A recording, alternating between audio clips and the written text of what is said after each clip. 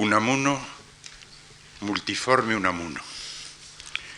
El hombre agónico, el pensador poeta, el poeta pensador, el español, el vasco salmantizado, el universitario, el hombre familiar. Tales fueron las vidas complementarias en que se diversificó y realizó la persona de Unamuno. Los diferentes qués objetivos de su íntimo quién personal. Sobre todos ellos he hablado los días pasados y podría seguir hablando. No lo haré. Ahora voy a elegir, como ya saben ustedes, por lo demás, otra posibilidad. Pensar y hablar no de uno o varios de esos diversos qués de Unamuno, en definitiva, sobre algo de lo que Unamuno hizo, sino del quién en que todos ellos tuvieron fundamento y autor. Esto es, de lo que Unamuno íntimamente fue de la persona de Unamuno. Hablaré, pues, del hombre Unamuno, de él mismo, más aún de lo que en el fondo de su persona le hacía ser él mismo. Y para serle enteramente leal, trataré de hacerlo con el propio Unamuno. Esto es, con arreglo al método que, sin desarrollarlo explícitamente, él consideró más adecuado para conocer de veras la auténtica realidad de una persona. Conocer a un hombre no es tan solo poder decir este es fulano de tal ante su presencia o su fotografía, ni estar al corriente de los pormenores de su biografía, ni siquiera saber en qué creyó o descreyó o qué pensó o dejó de pensar. Conocer un hombre es saber con la máxima aproximación quién fue o quién es como persona, como autor de su vida, en función de lo que quiso ser y de lo que hizo o no hizo para ser eso que quiso ser. Conocer un hombre, en definitiva, es saber cuál es su verdadera vocación, o la más central, si tuvo varias, y el modo o los modos como efectivamente llegó a realizarla. Pues bien, ¿cómo podrá conocerse lo que un hombre verdaderamente quiso ser? ¿Cómo podrá llegarse hasta ese centro de la intimidad en el que la expresión más primaria y profunda de la libertad de una persona, el conato y el acto de querer ser, cobra realidad concreta? ¿Cómo meternos en esa recóndita zona de un ser humano que los místicos llamaron hondón del alma? Unamuno no dio respuesta sistemática a esta interrogación, aunque tantas veces y de tantos modos aletease en su obra y aflorase en su pluma. Pero uno de sus relatos, la novela de Don Sandalio, jugador de ajedrez, y uno de sus ensayos, El secreto de la vida, nos permiten adivinar y aún formular esa respuesta. Veamos sumariamente en qué coinciden esos dos reveladores y complementarios documentos.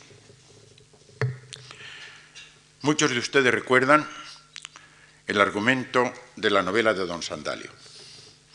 Un hombre que, como los Bouvard y Pécuchet flaubertianos, no puede soportar la necedad, cae huyendo de ella en cierta villa costera y desde allá cuenta epistolarmente a un amigo lo que va siendo su vida solitaria. Se hace socio del casino local y en él descubre a Don Sandalio, un sujeto silencioso que llega al casino, juega su partida de ajedrez y sin otra conversación vuelve a su casa. Un día en que a Don Sandalio le falta su adversario habitual, el del ajedrez, el anónimo autor del relato pide ocupar el puesto del ausente y desde entonces en sus silenciosas partidas cotidianas con él van a convertirse en su principal ocupación. Otro día sabe por azar que a Don Sandalio se le ha muerto un hijo. Algo después le dicen que Don Sandalio, que no aparece por el casino, ha sido encarcelado. Al poco tiempo que Don Sandalio ha muerto en la cárcel. Pensando que acaso le interesen, un yerno del difunto visita al autor de estos relatos, al anónimo autor, le visita para darle noticias de don Sandalio. El autor del relato no quiere oírlas. De don Sandalio solo quiere saber lo que ya sabía.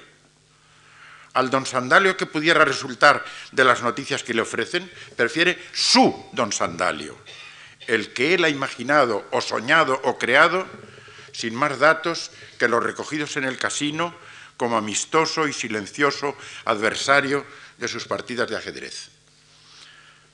A quien yo he cogido cariño, responde al ofrecimiento del oficioso yerno, es al mío, al que jugaba conmigo silenciosamente al ajedrez, y no al de usted, no a su suegro.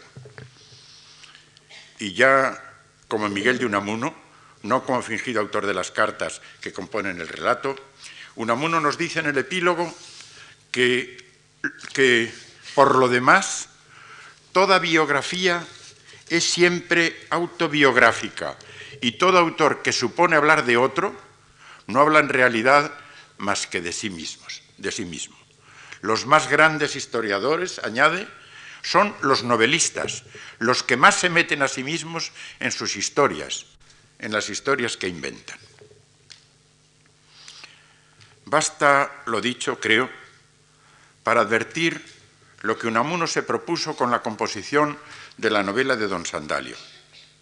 De un modo deliberadamente exagerado, extremado, gravemente irónico y caricaturesco, podríamos decir, quiso mostrar, no demostrar, quiso mostrar que el conocimiento de un hombre no consiste en acumular aditivamente datos y más datos de observación, sino en imaginar, por tanto, en inventar, en crear lo que es o lo que fue el ser íntimo de ese hombre, con una condición, con la única condición de que lo imaginado nos permita comprender satisfactoriamente los datos de observación que acerca de él hubiésemos recogido. Y en último extremo, consiste ese conocimiento en creer que esos datos de observación expresan real y verdaderamente el real y verdadero ser íntimo del hombre en cuestión. ¿Acaso no es esto lo que de hecho ocurre? Preguntémonos con seriedad. ¿Acaso no es esto lo que de hecho ocurre? Un conocido viene sonriendo hacia mí. ¿Qué sé yo de él? Casi nada. Que es varón y no mujer, que es alto y no bajo, que es joven y no viejo, que es rubio y no moreno, que viste de tal o cual modo, que escribe novelas o que enseña matemáticas, que su rostro me sonríe. Pero esa sonrisa suya, ¿es verdadera o es fingida? ¿Expresa que verdaderamente existe la complacencia de verme en el alma de la persona que se me acerca? ¿O es un gesto artificioso y engañador?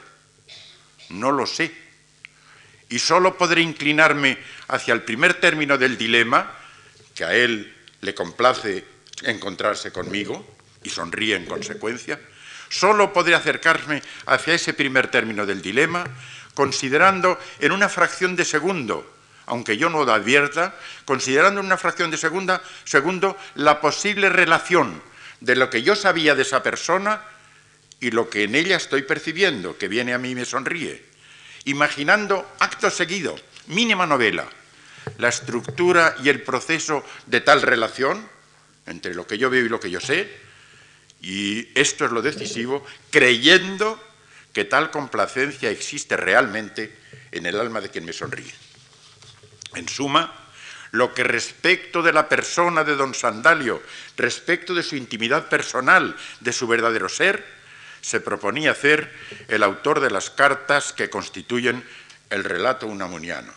Relato que, así visto, nos dice que su más secreto nervio intencional consistía en mostrar, mediante una extremada, descarnada, casi esquelética ficción novelesca, lo que para Unamuno fue la empresa de conocer a un hombre. Conocerle no según los ojos que se ven en su cara, sino según la mirada, según el acto de hacerse ese hombre a través de la mirada vida expresiva, con que sus ojos miran y nos miran. Que el propio Unamuno nos lo diga, con un poemilla. No me mires a los ojos, sino a la mirada. Mira que quien se queda en la carne no llega nunca a la vida. Mírame como a un espejo que te mira, que quien mira no más que a ojos de la carne, según va mirando, olvida. Así, más allá de los ojos de la carne, debió de mirar al rostro de don Sandalio, el autor de las cartas que componen esta novela, y por esto no podía luego olvidarle. Porque no puede olvidarse fácilmente la experiencia de adivinar, de intentar adivinar en el fondo de la mirada de un hombre, cómo en ella se funden misteriosamente la naturaleza y la libertad. Quien así mira a los ojos de otro hombre, al fondo vivo de los ojos de otro hombre, escribió Hegel cuando joven, se sumerge en una noche terrible. La noche del mundo es lo que entonces se presenta a él. Un trozo de mundo que se nos muestra como noche, añado yo, porque es a un tiempo ese trozo de mundo, solo esto se da en el hombre, cosa y persona. No estaba solo Unamuno cuando en su historia de don Sandalio lo esbozó su idea de lo que es conocer a un hombre. La necesidad de referir ese conocer a un benevolente, amoroso creer, la descubrió Agustín de Hipona. Recuerden ustedes el texto de sus confesiones que en mi primera conferencia leí. Y 15 siglos más tarde, Guillermo Dilthey postulará la necesidad de transponerse uno en el otro, hineinversetzen, dice él, vivenciar lo que otro vivencia en uno mismo, nacherleben, y en definitiva recrear en nuestra propia intimidad la intimidad intencional del otro, nachbilden, para alcanzar las que él, Dilthey, llama formas superiores de la comprensión.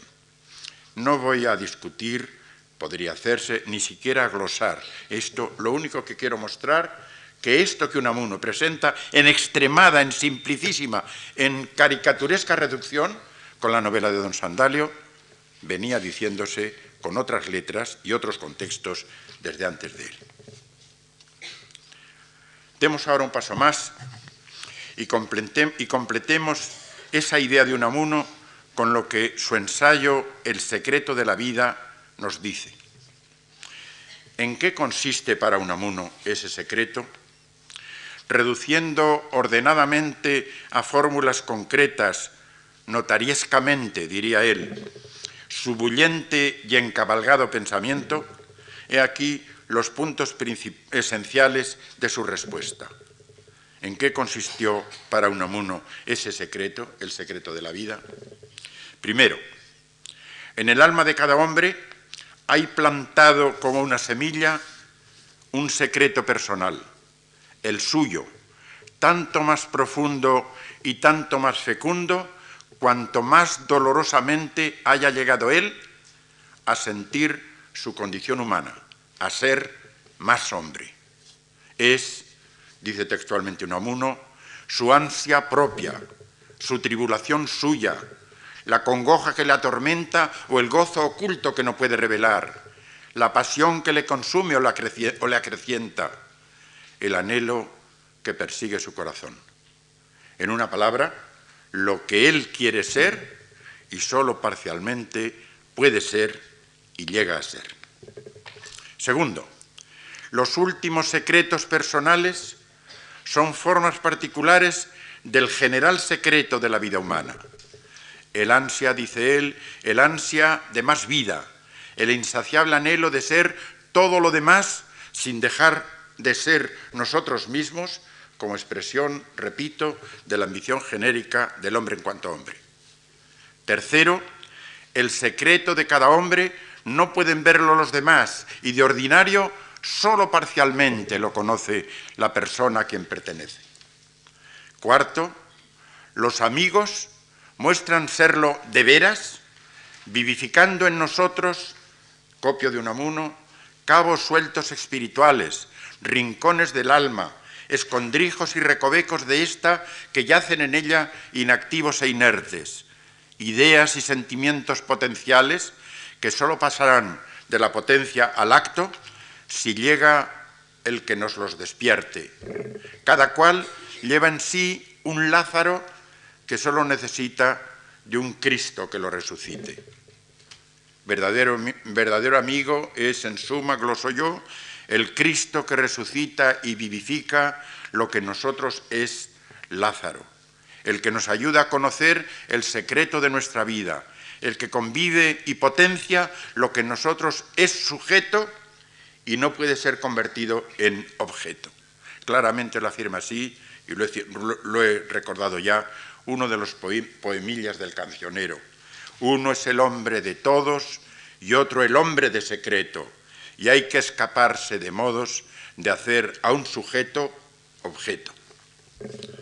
Quinto, la temporalidad de nuestra existencia se halla integrada por dos corrientes contrapuestas. Una va del ayer al mañana, la corriente de ir haciendo nuestra vida. La hacemos desde hoy hacia mañana, desde el ayer hacia hoy y hacia mañana. La otra va del mañana al ayer, la corriente que debe seguir el empeño de conocer la vida según lo que ella es, el paso del hecho resultante al acto libre que le hizo existir. Algunas palabras dije sobre esto, como ustedes recuerdan, en la lección anterior. El arte de moverse uno mismo por una y otra vía ayuda a conocer el secreto de la vida propia, pensando en lo que queremos ser y reconstruyendo a partir de actos libres lo que hasta hoy hemos sido. El arte de hacerlo ante el curso de la existencia de otro hombre nos acerca a conocer el secreto de la vida ajena, a percibir, dice Unamuno, cómo a un hombre, expresión tan suya, le duele el misterio. Volvamos ahora a la lección implícita en la novela de Don Sandalio. Para conocer a un hombre, nos dice esa lección, hay que apoyarse, sí, claro está, en datos de observación, en los hechos objetivos en que la persona se manifestó y realizó, mas tan solo para imaginar desde ese fundamento real la íntima, personal subjetividad que nos permite comprender el sentido de ellos, en tanto que pertenecientes a la personal e intransferible vida de ese hombre. La lección unamuniana contenida en el secreto de la vida nos permite saber cómo Unamuno entendió ese acto de imaginativa invención. Hace más de 40 años, Julián Marías y yo, cada uno por su cuenta y a su manera, tuvimos la idea de contraponer dos modos de concebir el conocimiento de un hombre, no del hombre en general, sino de cada hombre en particular. Dos modos diferentes y aun contrapuestos, el modo de Unamuno y el modo de Zola. Unamuno y Zola no escriben novelas para divertir al lector, sino para mostrarle lo que es la vida humana cuando mediante una ficción novelesca se explora su individual y concreta realidad. La novela es para ambos una vía para penetrar en el conocimiento del hombre. Ahora bien, ¿cómo lo hacen el uno y el otro? Zola ve el modelo mental y metódico del novelista en el fisiólogo, en el sabio que mediante la observación y el experimento trata de conocer las leyes de la vida orgánica.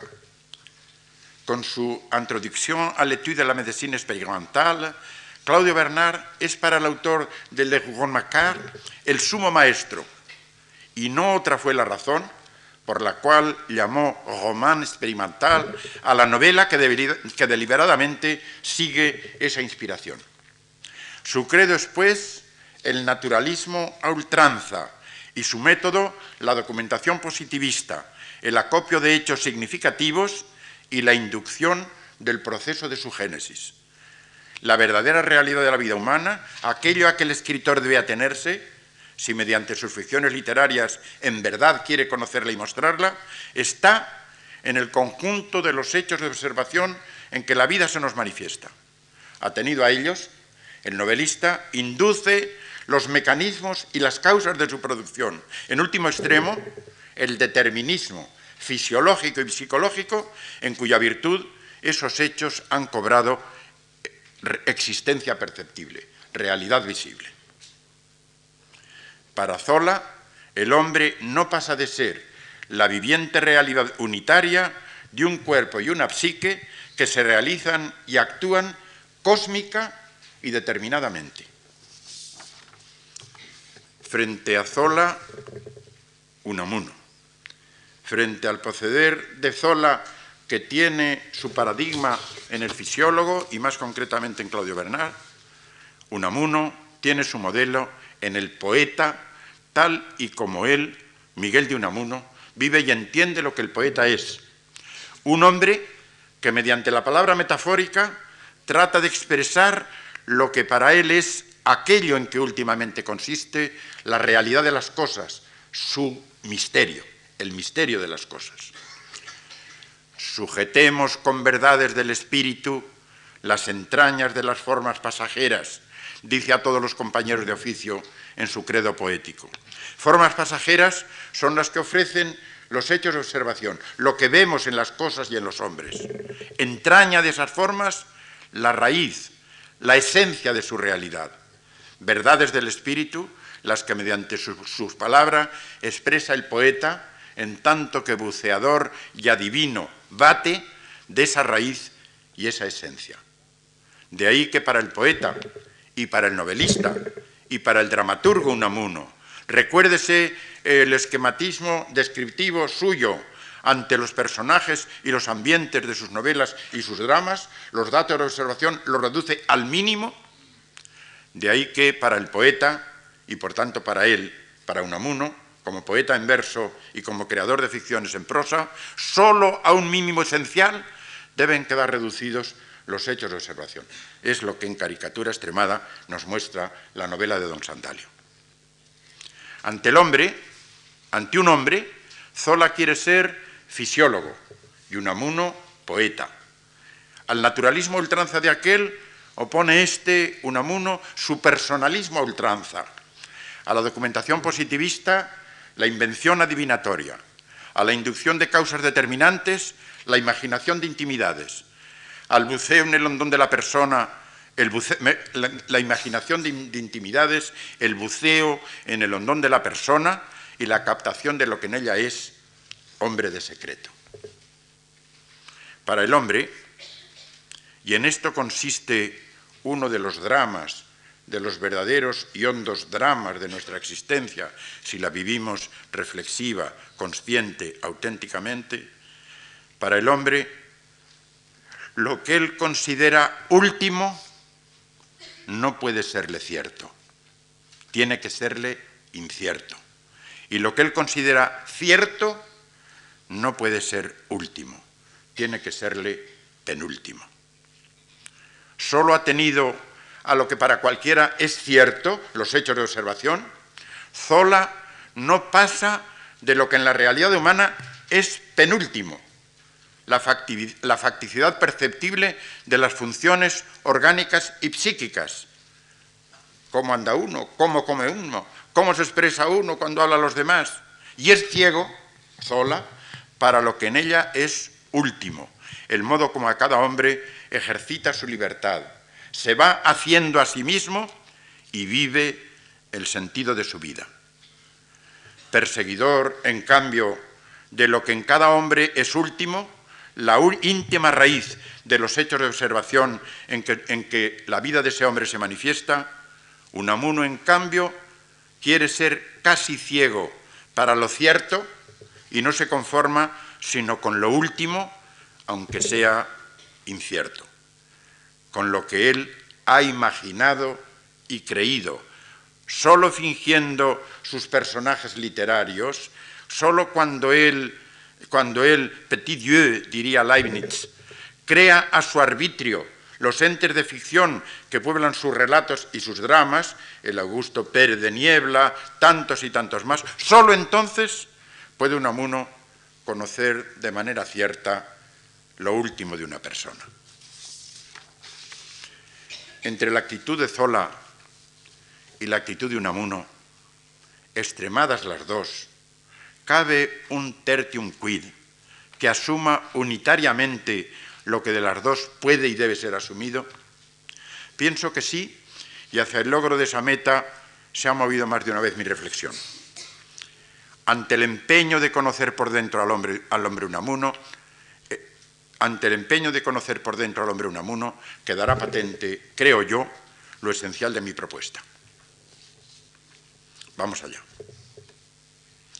Acabo de decir que el hondón de la persona, aquello en que cada hombre es quien es y donde tiene su fuente lo que él es, los hechos en que se manifiesta, se halla primariamente constituido por el modo como ese hombre ejercita su libertad y vive como propio el sentido de su vida, cuando es, con términos metafísicos de Zubiri, sustantividad de propiedad.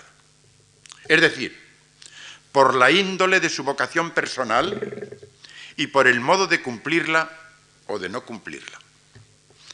El secreto de la vida de un hombre es para Unamuno, recuérdese, su ansia propia, su tribulación propia, la pasión que le consume o le acrecienta, el anhelo que persigue su corazón.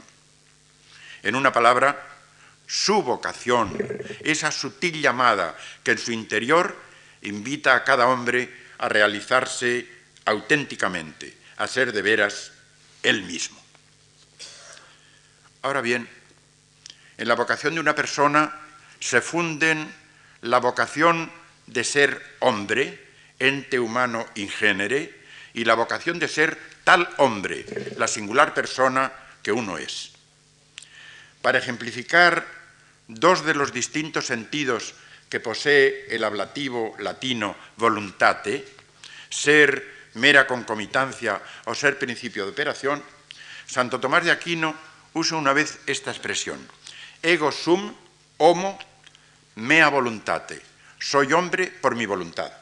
¿Qué sentido tiene aquí el ablativo voluntate? No naturalmente soy hombre por mi voluntad, porque con mi voluntad yo he sido el autor de mi realidad del hombre. Esto sería usarlo en el sentido de ser principio de operación. No, sino porque habiéndome encontrado yo con ella, con esa realidad, cuando he adquirido conciencia de mí mismo y de ella, habiéndome encontrado con ella, día tras día la acepto y la asumo, mi condición de hombre, porque no me suicido y porque con gusto o sin él hago personalmente mías las capacidades y las limitaciones inherentes a la naturaleza humana. Esto y no otra cosa es sentir vocación de hombre, aceptar, asumir con gusto, con disgusto, asumir la condición humana, ser hombre, por tanto, por mi voluntad, por modo de concomitancia. No es tan fácil siempre sentir vocación de hombre, pero todos la sentimos, como antes decía, gustosa o disgustadamente. Y en ella, en la vocación de hombre genérica, todo hombre la lleva en sí, aunque nos lo advierta, echa sus raíces la llamada a ser personalmente lo que cada uno aspira a ser: poeta, filósofo, sacerdote, hombre de ciencia o registrador de la propiedad. Pero a todo esto, ¿qué es en la vida del hombre esa íntima, silenciosa llamada a ser él mismo, la vocación? Varias respuestas pueden ser dadas a esta interrogación según el punto de vista desde el cual se la considere: el psicológico, el metafísico, el ético, el estético, el médico, el social. Como preámbulo de mi conato de comprensión de la persona de Unamuno, tres de ellos voy a definir: el psicológico, el ético y el social. Desde un punto de vista primariamente psicológico, ¿qué es la vocación? Es, nada más claro, la vida más idónea para, en la medida de lo terrenalmente posible, alcanzar ese gozoso acabamiento de la realidad propia que solemos llamar felicidad. Cuidado.